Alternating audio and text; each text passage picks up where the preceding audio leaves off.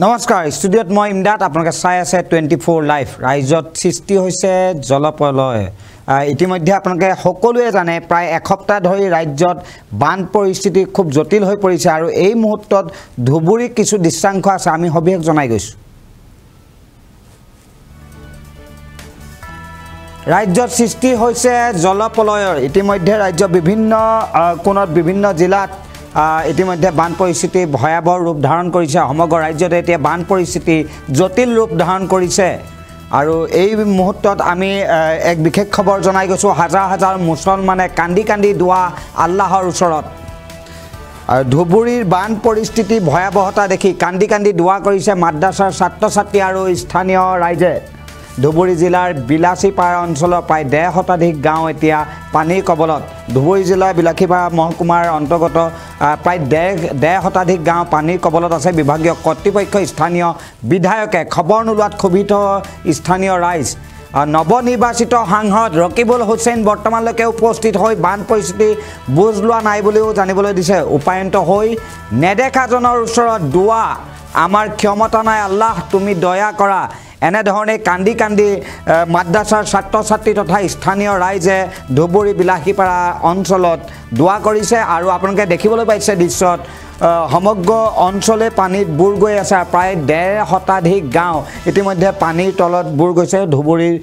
বিলাসীপাৰা মহকুমাৰ অন্তৰ্গত আৰু ইতিমধ্যে ৰাজ্যৰ প্ৰত্যেকখন জিলাতে বুলি ক'ব পাৰি প্ৰায় ২৯খন জিলাত পানীৰ কবলত পৰিছে আৰু বিভিন্ন ধৰণে এনেধৰণেই বানৰ কবলত পৰি কেইবাজনেও মৃত্যুমুখত পৰিছে আৰু বহুতৰ ঘৰ বাৰী পশুধন আদি বানে উটুৱাই লৈ গৈছে এই ভয়াবহ পৰিস্থিতিৰ বাবে বিভিন্নজনে প্ৰাৰ্থনা জনোৱাৰ লগতে ইতিমধ্যে বহুতে দোৱা কৰি আছে যাতে এই গৰাখহনীয়া ৰোধ কৰা হয় যাতে আল্লাহে ওপৰলা ভগৱানে নেদেখাজনে যাতে গৰাখহনীয়া ৰোধ কৰে বানপানীৰ পৰিস্থিতি যাতে নিয়ন্ত্ৰণ কৰে এনেধৰণৰ কামবিলাক আমি কৰাৰ কোনো ধৰণৰ ক্ষমতা নাই বুলি কৈছে আৰু এনেধৰণে কান্দি কান্দি সকলোৱে দোৱা কৰিছে আপোনালোকে দৃশ্যত দেখিছে এয়া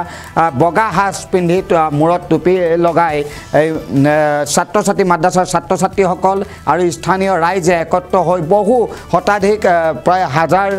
ছাত্ৰ ছাত্ৰী আৰু স্থানীয় ৰাইজে এনেধৰণে কান্দি কান্দি দোৱা কৰিছে আৰু দোৱাত কোৱা হৈছে আল্লাহ আমাক ৰহম কৰা তুমি আমাক এই বিপদৰ পৰা বচাই লোৱা আমি বহু সকলোৱে অসমৰ ৰাজ্যত এনেধৰণৰ বিপদ চলি আছে বিপদৰ পৰা কেৱল তুমিহে ৰক্ষা কৰিব পাৰিবা এনেধৰণে দোৱা কৰি গৈছে আৰু এয়া দেখুৱাই আছোঁ পুনৰবাৰ কৈছোঁ এয়া হ'ল ধুবুৰী বিলাসীপাৰা মহকুমাৰ অন্তৰ্গত এটি অঞ্চলৰ আৰু অঞ্চল আপোনালোকে দেখিছে ছাইড স্ক্ৰীণত দেখা পোৱা গৈছে এয়া হ'ল ছাত্ৰ ছাত্ৰী আৰু ছাত্ৰ ছাত্ৰীসকলে ইতিমধ্যে কান্দি কান্দি দোৱা কৰিছে কাৰণ যিহেতু ৰাজ্যৰ সকলোতেই এতিয়া বান পৰিস্থিতি অতি জটিল হৈছে আৰু এনেধৰণৰ বান পৰিস্থিতি হোৱাৰ বাবে বিভিন্নজনৰ ঘৰ বাৰী উটুৱাই নিছে আৰু পশুধন উটুৱাই নিয়া হৈছে আৰু কেইবাজনো মৃত্যুমুখত পৰিছে আৰু এই মুহূৰ্তত যিহেতু নৱনিৰ্বাচিত সাংসদ ৰকিবুল হুছেইন আহি উপস্থিত হোৱা নাই আৰু পৰৱৰ্তী পৰ্যায়ত তেওঁ কেনেধৰণে পদক্ষেপ লয় সেয়া লক্ষণীয় হ'ব আমাৰ স্থানীয় ৰাইজৰ মন্তব্য আছে এই মন্তব্য আমি পোনে পোনে শুনাই ল'ব বিচাৰিছোঁ अल्लाह दरखास्त करते या अल्लाह तुम्हें खास करी मौला तुम्हें हमारे के नाफे दान करो मौला या अल्लाह अमल करो तुम्हें तौफीक दान करो আমাদের के या अल्लाह আমাদের দিলে নফরত পয়দা করে দে মওলা ইয়া আল্লাহ খাস করে আমাদের আমরা তোমার কাছে আবার দরখাস্ত করেছি মওলা আল্লাহ দরখাস্ত করতে ইয়া আল্লাহ তুমি নদী বান্দাকে বন্ধ করে দাও মওলা ইয়া আল্লাহ তুমি নবী বান্দাকে বন্ধ করে দাও ইয়া আল্লাহ তুমি নদী বান্দাকে বন্ধ করে দাও ইয়া আল্লাহ তুমি বন্ধ করে দাও মওলা ইয়া আল্লাহ তুমি আহকামুল হাকিমিন মওলা ইয়া আল্লাহ তুমি যদি বন্ধ না করো মওলা আর কারো ক্ষমতা নাই মওলা ইয়া আল্লাহ তুমি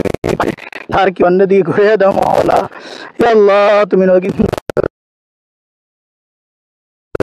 الرحمن الرحيم আমাদের দোয়া কা মুহাম্মদ ওয়া আলিহি ওয়া সাহবিহি আজমাইন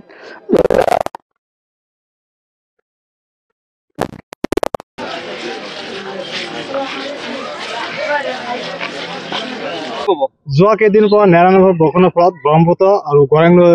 পানীয়ে বিলাসীপাৰা ওচৰত 50 মিটাৰ ওচৰত এখন গাঁও হাতীপত গাঁও দ্বিতীয় খণ্ড এই কেইদিনৰ পৰা বৰষুণৰ ফলত বিস্তৰ ক্ষতি সাধন হৈছে এই এখন ৰাস্তা আছিল তাত এখন কালপাট আছিল ইতিমধ্যে বাগানৰ পানীয়ে উঠাই লৈ গৈছে এই অঞ্চলৰ প্ৰায় 200 বা 250 পৰিয়াল এতিয়া বানৰ কবলত আছে। এতিয়ালৈকে বিধায়কৰ ঘৰ ইয়াৰ পৰা 100 মিটাৰ হ'ব, কিন্তু আজিলৈকে তেওঁক অৱগত কৰিছে যদি আজিলৈকে কোনো ধৰণৰ অহা নাই। এতিয়ালৈকে ইতিমধ্যে স্থানীয় ৰাইজ বানৰ কবলত পৰিছে, বিধায়ক এতিয়ালৈকে অহা নাই। গতিকে আমি চৰকাৰৰ ওচৰত দাবী জনাইছো অতি সোনকালে বিভাগীয় মানুহ আহি এই অঞ্চলৰ ৰাইজক সকাহ দিবলৈ অনুৰোধ জনাইছো। ইতিমধ্যে চৰ অঞ্চলত কিমান গাঁও প্লাবিত হৈ আছে? ইতিমধ্যে প্ৰায় 50-60খন গাঁও ইতিমধ্যে বানৰ কবলত পৰিছে। বিলাসীপুৰা ৰাজস্বৰ অন্তৰ্গত এইখন হ'ল হাতীপতা গাঁও পঞ্চায়ত। এই পঞ্চায়তখন প্ৰায় 80% বানপানী কবলত পৰিছে। এই SIC এখন দলং আছিল, দলং ইতিমধ্যে বানপানী উঠুৱাই লৈ গৈছে। আৰু স্থানীয় ৰাইজ বানপানী কবলত পৰিছে। কোনো ধৰণৰ জনপ্ৰতিনিধি বা বিভাগীয় মানুহ এতিয়ালৈকে অহা নাই। তেওঁলোকে অৱগত কৰিছিল যদিও ইমান দিন হোৱাৰ পিছতো তেওঁলোকে অহা নাই। আজি আমি কাজাইঘাটা হুচেইনিয়া মাদ্ৰাছাৰ তৰফৰ পৰা সমূহ ছাত্ৰ ছাত্ৰী আৰু সমূহ শিক্ষক লৈ গৰখনীয়া বানপানীৰ সৃষ্টি হৈছে। সেই বানপানীৰ ফলত আমাৰ কাজাইঘাটা হুচেইনিয়া মাদ্ৰাছাৰ ওচৰতে এটা গৌৰাং নদী গৈ আছে। সেই গৌৰাং নদীৰ আমাৰ মাদ্ৰাছাৰ সন্মুখত বহুতো ভাঙা চিঙা হৈ আছে। সেইটো আমি নামাজৰ পিছত সমূহ ছাত্ৰ লৈ আমি আল্লাহৰ ওচৰত দোৱা আৰু আশীৰ্বাদ বিচাৰোঁ যে আল্লাহ যাতে আমাৰ এই ছাত্ৰসমূহৰ আৰু শিক্ষকসমূহৰ দোৱাৰ বৰকতে আমাৰ এই গৰখনীয়াটো বন্ধ কৰি দিয়ে। এইখিনি আমি আজি কৰিলোঁ।